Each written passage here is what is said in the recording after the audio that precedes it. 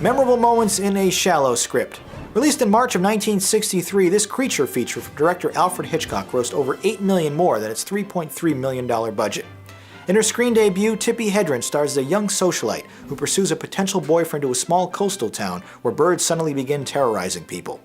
Despite her puke green clothes, she's easygoing on the eyes and a relatively endearing protagonist, but I still feel like the outlandish material would have been better suited in more experienced hands. She doesn't get any favors from her supporting cast either.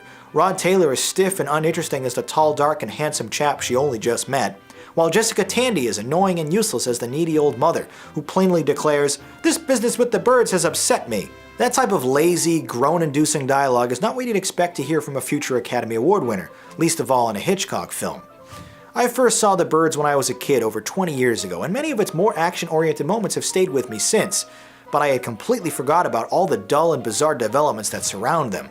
Basically every character in Bodega Bay is a total moron paralyzed by fear, and when they're brave enough to take action, they willingly expose themselves to ferocious bird attacks for seemingly no reason. And the somewhat stilted dialogue doesn't help explain these weird character motivations either. Look! Hey! No touching allowed! Oh.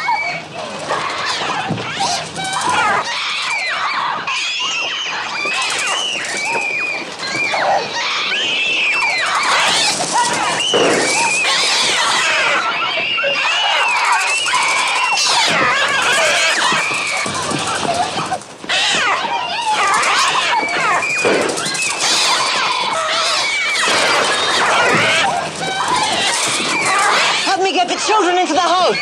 The sloppy writing and slow pacing would be excusable if there were plenty of bird attacks to keep things interesting, but nearly an entire hour goes by before the titular feathered antagonists actually do anything out of the ordinary.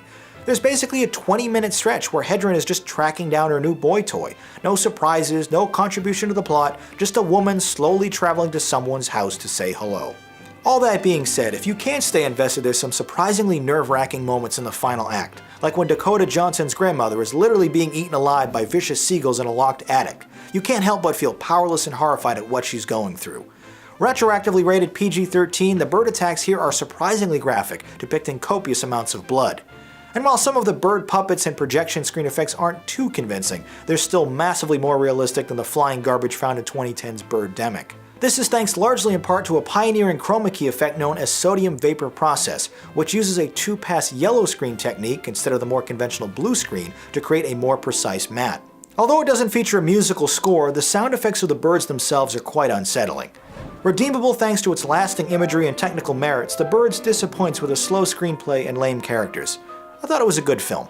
That does it for this individual review, but if you'd like to watch full episodes of Movie Night and submit your own reviews to be included on the show, please visit the Jogwheel YouTube channel. My name is Jonathan Paula, thanks for watching, and have a good movie night.